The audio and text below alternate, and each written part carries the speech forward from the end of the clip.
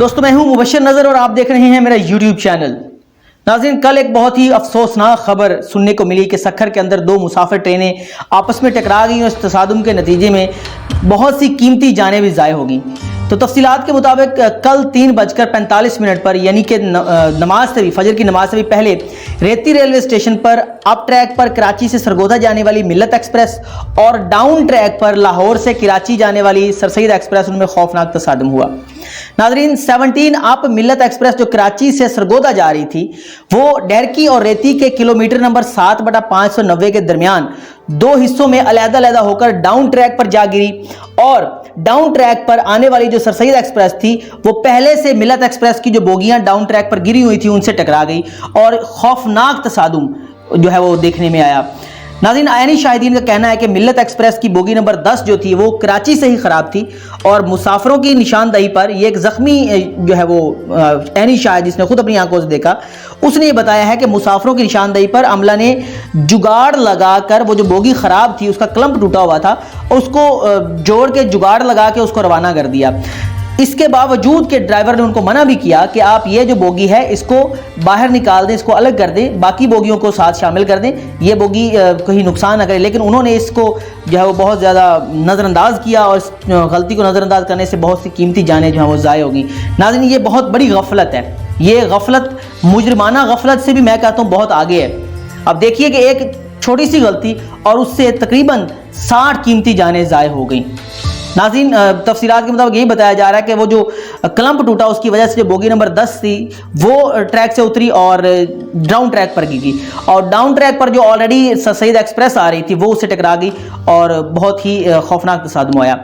اچھا جی، اس کے بعد ریسکیو آپریشن کی بات کریں تو حادثہ کی اطلاع جیسے ہی ملی فوری کارروائی شروع کر دی گئی، جائے حادثہ کی جانب ریلیف ٹرین پہنچائی گئی، روانہ کر دی گئی، سول انتظامیہ کو ہائی لائٹ کر دیا گیا، اس کے بعد گھوٹکی اور سکر کے ہسپتالوں میں ایمرجنسی نافذ کر دی گئی، ریسکیو 1122 بھی جائے حادثہ پر پہنچ گئی، اور ہمیشہ کی طرح پاکستان آرمی اور رینجرز نے بھی ریسکیو آپریشن میں بھرپور حصہ لیا۔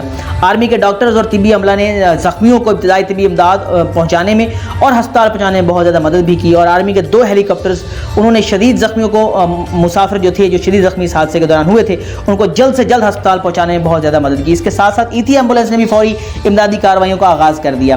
اس کے بعد ریتی ریلوے اسٹیشن کے جو قرب و جوار تھا، جو قریبی علاقے تھے، وہاں کے جو مکین تھے وہ بھی اور پولیس اہلکار جب ان کو اس واقعے کی اطلاعات ملی تو وہ بھی جائے حادثہ پر فوراً پہنچ گئے اور زخمیوں کو ابتدائی طبی امداد دینے میں اور ان کو وہاں سے نکالنے میں، جو ٹرین کے ڈبے جو ٹریک سے اتر گئے تھے یا الٹ گئے تھے تو ان کو ڈبوں کو کاٹ کے وہاں سے نکالا گیا، تو ان کے ریسکیو کرنے میں بھی مقامی لوگوں نے بہت زیادہ ہیلپ کی اور پیش رہے۔ ناظرین اس تمام سانحے کے دوران اس تمام جو یہ واقعہ سانحہ میں تو اس کو کہوں گا جو پیش آیا، اس نے قوم کو ایک بار پھر سے غمگین کر دیا اور یہ واقعہ پوری قوم کی آنکھیں اشکبار کر گیا ہے۔ ناظرین تقریباً 60 سے زائد لوگ اس حادثے کے اندر اپنے خالق حقیقی سے جا ملے اور تقریباً 100 سے زائد لوگ اس میں زخمی ہیں، اور ان میں قوی امکان ہے جو زیادہ تر لوگ ہیں وہ شدید زخمی ہیں جو اپنی زندگی اور موت کی بازی لڑ رہے ہیں، اور کچھ لوگ ایسے بھی ہیں جو زندگی بھر کے لیے معذور بھی ہو سکتے ہیں۔ ناظرین کتنے ہی بچے ایسے ہیں جو یتیم ہو گئے۔ اس کے اندر بتایا جا رہا ہے کہ اس کے اندر ایک برات جو تھی سفر کر رہی تھی اس میں دلہا اور دلہن بھی موجود تھے، دلہا جو وہ جاں بحق ہو گیا اور دلہن شدید زخمی ہے، اور بارات کے باقی جو لوگ ہیں ان میں سے 20 سے 30 لوگوں کو زخمی بتایا جا رہا ہے۔ یہ انتہائی افسوسناک واقعہ، کتنی ہی مائیں اپنے بچوں کا نوحہ کریں گی اور کتنے ہی بھائی اپنی بہنوں کو روتا ہوا چھوڑ گئے ہیں، کتنے لوگ اپنے پیاروں کی جدائی میں دلگیر ہیں۔ ناظرین یہ بہت ہی خطرناک ایک تصادم ہوا اور اس کے نتیجے میں یہ اتنی قیمتی جانیں جو ہے وہ ضائع ہو گئی ہماری، اور یہ قوم کے لیے بہت بڑا سانحہ ہے۔ یہ واقعہ، یہ جو ایکسیڈنٹ ہوا ہے یہ کیسے ہوا، کس کی غفلت سے ہوا، یہ سب بعد کی باتیں ہیں، لیکن اس سے پہلے ہماری حکومت اور اس کے وزیر، خاص طور پر وزیر ریلوے، یہ سب لوگ اب اپنی سیاست چمکانے میں لگ جائیں گے، اعلیٰ تحقیقاتی کمیٹی کی تشکیل کا چورن بیچیں گے، ایک مرتبہ پھر سے عوام کو تسلیاں دیں گے کہ بس یہ آپ نے گھبرانا نہیں ہے، اور پھر کسی چھوٹے موٹے پیادے کو قربانی کا بکرا بنا کر اس کا خون لگا کر خود شہیدوں میں شامل ہو جائیں گے۔ بس یہی ہوگا، اس کے علاوہ کچھ نہیں ہونا۔ ہمارے موجودہ حکمرانوں کے پاس بس اپنی ناکامی اور نااہلی کا جو جواز ہے وہ اس کے علاوہ اور کچھ نہیں کہ وہ اپنا سارا کا سارا جو الزام ہے، سارے کا سارا جو ملبہ ہے، نزلہ، وہ سابقہ حکومت پر ڈال دیں گے اور خود کو آزاد محسوس کریں گے۔ ناظرین حادثات روکنے کی تدبیر کرنے کے بجائے حادثات کے اوپر اب سیاست کا کریڈٹ لیا جا رہا ہے، یہی ہو رہا ہے اور کیا ہونا ہے۔ اب میں تو بس اس بارے میں یہی کہہ سکتا ہوں کہ کوئی شرم ہوتی ہے، کوئی حیا ہوتی ہے، کچھ نہ کچھ تو کر لیں۔ فواد چودھری صاحب کا بیان آپ کے سامنے رکھتے ہیں، یہ اسکرین پہ آپ چل رہا ہے، ذرا پڑھیں اس کو۔ لکھا ہے کہ سعد رفیق کے گناہوں پر اعظم سواتی کیوں استعفیٰ دیں؟ یہ سوچنے والی بات ہے، یہ جو فواد چودھری صاحب نے بیان دیا ہے۔ تو میں ان سے سوال کرتا ہوں کہ معیشت کا نقصان تو نواز شریف نے کیا تھا آپ کے کہنے کے مطابق کہ انہوں نے معیشت کو بہت زیادہ نقصان پہنچایا ہے، تو آپ اپنا وزیر خزانہ ہر 6 ماہ کے بعد کیوں بدل لیتے ہیں؟ اس کا جواب تو یہی ہوگا نا کہ اب ان کی کارکردگی ٹھیک نہیں ہوتی تو اس لیے ان کو چینج کر دیتے ہیں۔ تو بھائی یہاں اعظم سواتی صاحب کے استعفے سے پھر کیا تکلیف ہے؟ ان کی کارکردگی تو دیکھیں، آپ کے پچھلے 3 سال کے اندر 373 حادثات ہو چکے ہیں ٹرین کے۔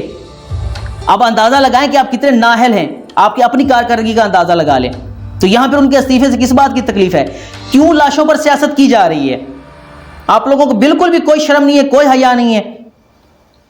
چلو یہ سب باتیں تو ایک طرف ہیں، چلے مان لیتے ہیں، یہ ساری باتیں ہم پس پش ڈال دیتے ہیں، ایک طرف رکھ دیتے ہیں ان ساری باتوں کو۔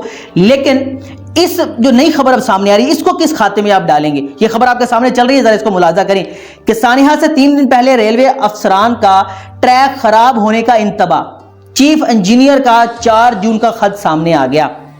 اس خبر کو کس گنتی میں ڈالیں گے آپ کہ 3 دن پہلے، حادثے سے صرف 3 دن پہلے چیف انجینئر یہ بتا رہا ہے کہ یہ ٹریک کسی بڑے حادثے کا سبب بن سکتا ہے؟ کہاں تھے یہ سب لوگ؟ کہاں تھے اعلیٰ حکام؟ کہاں تھے وزیر ریلوے اس وقت جب اعلیٰ حکام کو یہ انتباہ دیا جا رہا تھا، بار بار وارننگ دی جا رہی کہ یہاں حادثہ ہو سکتا ہے؟ تو پھر یہ سب لوگ کہاں تھے؟ سو رہے تھے؟ کیا ریلوے کے اعلیٰ حکام محض تنخواہ لینے کے لیے رکھے ہوئے ہیں؟ ان سے اچھا تو وہ گھر کا پالتو ہوتا ہے جو اپنے مالک کا 1 روپے کا نقصان نہیں ہونے دیتا اور وفادار رہتا ہے، مرتے دم تک وفادار رہتا ہے۔ اور ہمارے وزیر صاحب یہ صرف وزارت انجوائے کرنے کے لیے تشریف لائے ہوئے ہیں یہاں پر، صرف انہوں نے وہ میٹنگز کرنی ہے، وہ صرف بس وہی VIP میٹنگز کے لیے یہ تشریف لائے ہیں، اور تو ان میں کچھ بھی نہیں ہے۔ اب ان کو کیا کہیں؟ ان کو تو بیچاروں کو خود نہیں پتا ہوتا، یہ رات کو سوتے ہیں، صبح اٹھتے ہیں، ان کو بتایا جاتا ہے کہ آج آپ ریلوے کے وزیر ہوں گے جناب۔ اب ان کی بھی کیا غلطی ہم کہہ سکتے ہیں؟ اس کے بعد اب اگلی خبر آپ کو سناتا ہوں۔ یہ خبر ناظرین جب میں نے پڑھی اخبار کے اوپر تو یقین کریں میرا دل خون کے آنسو رونے لگا، اور میں سوچنے لگا کہ کیا اتنی جانوں کی قربانی دینے کے بعد ہی ہماری آنکھیں کھلتی ہیں؟ خبر پڑھیں ذرا، اس کے بعد پھر آپ کو بتاتا ہوں۔ یہ خبر جناب اعظم سواتی صاحب کا بیان ہے، ذرا پڑھیں، یہ آپ کے سامنے چل رہا ہے، ذرا اس کو دیکھیے۔ یہ ریلوے سکھر ڈویژن کی حالت خطرناک ہے، جلد ML1 منصوبے پر کام شروع کریں گے۔ یقین کریں یہ بیان دیتے ہوئے نہ شرم آتی ہے اور نہ ہی یہ بے شرم ہے، اتنے ہیں کہ ڈوب کے بھی نہیں مرتے کہ اتنی جانوں کے نقصان کے بعد پھر ہمارا جو ہے وہ ضمیر جھنجھوڑا جاتا ہے، پھر ہمارا ضمیر جاگتا ہے۔ عارضی طور پر ہمارا ضمیر جگانے کے لیے میرے خیال میں عارضی طور پر، مستقل طور پر ضمیر تو ان کا جاگتا ہی نہیں نا، عارضی طور پر ضمیر کو جگانے کے لیے کسی بڑے سانے کی ضرورت ہوتی ہے۔ اس کے بعد پھر ان کو پتہ چلتا ہے کہ نہیں، اب قوم کے لیے کوئی بڑا سٹیپ لینے کی ضرورت ہے، جب کوئی 150 لوگ جو اپنی جان کی بازی ہار جاتے ہیں۔ ان لوگوں کا کیا جنہوں نے اپنے پیاروں کو کھویا ہے؟ ان کا کیا قصور تھا؟ انہوں نے کون سا جرم کر لیا تھا آپ کو ووٹ دے کر، آپ کو اپنی جو حکومت میں لا کر کون سا جرم کر لیا ہے عوام نے؟ کیا کر دیا ہے؟ مجھے اس پر بہت ہی زیادہ۔ اس کے بعد ایک اور خبر میری نظر سے گزری، یقین کریں مجھے بڑی حیرت بھی ہوئی، اور میری ایک بار بس دل سے سمجھ لی کہ ایک ہنسی نکل گئی میری کہ یہ ہو کیا رہا ہے، یہ گراؤنڈ ریالٹیز پر آ کیوں نہیں رہی، عوام کو لالی پاپ کیوں دیے جا رہے ہیں؟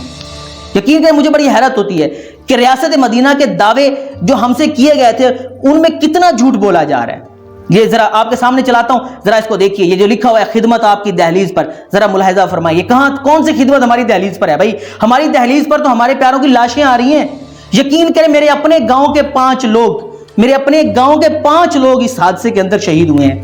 یقین کریں ہمارے گاؤں میں جب یہ ساری میتیں پہنچی تو یہاں پر جو حال تھا ان کے لواحقین کا وہ میں آپ کو لفظوں میں بیان کر ہی نہیں سکتا۔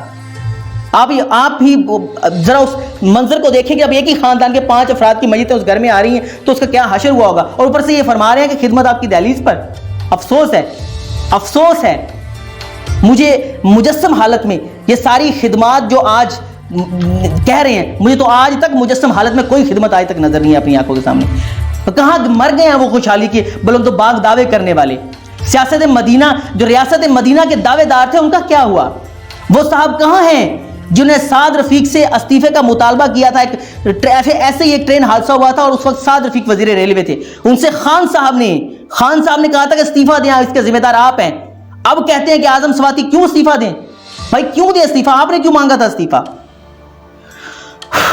कुछ नहीं कर सकते नाज़रीन। बहरहाल ये सारी जज्बाती बातें, ये सब चीज़ें अपनी जगह, कमेटियाँ बनेंगी, तहकीकात होंगी, फुर्तियाँ होंगी, लेकिन सवाल नाज़रीन आपके लिए छोड़े जा रहा हूँ कि ये सब कुछ होगा, क्या इंसाफ होगा? ये सवाल, इसका अब जवाब हमें ढूंढना है और आने वाले वक्त में देखना है कि क्या इंसाफ होता है या नहीं। सब कुछ होगा, तहकीकात होंगी, बहुत कुछ होगा, क्या इंसाफ होगा? ये मेरा सवाल है। बस इसी सवाल के साथ इजाज़त चाहता हूँ, इसी दुआ के साथ कि अल्लाह तबारक व तआला हमारे प्यारों को, जो हमसे दूर हैं, हमसे नज़दीक हैं, अल्लाह तबारक व तआला उनको अपनी हिफ्ज़ व अमान में रखे। अपने इर्द अज़ीज़ व क़रीब का बहुत सा ख्याल रखिएगा। अल्लाह, मैं इस दुआ के साथ कि अल्लाह तबारक व तआला इस हादसे के अंदर जो शहीद हुए हैं, अल्लाह तबारक व तआला उनके दर्जात बुलंद फरमाए, उनकी रूह को पुरसुकून करे। बस इसके लिए और हम दुआ ही कर सकते हैं। हमारे हुक्मरान के ज़मीरों को झंझोड़ने के लिए हमारे पास और कोई चीज़ नहीं है। अल्लाह से दुआ है कि अल्लाह तबारक व तआला उन तमाम जो शहदा हैं, अल्लाह उनको जन्नत में आला मुकाम अता फरमाए, उनके लवाहिकीन को सब्र जमील भी अता फरमाए। बस नाज़रीन इजाज़त दीजिए, अल्लाह हाफ़िज़।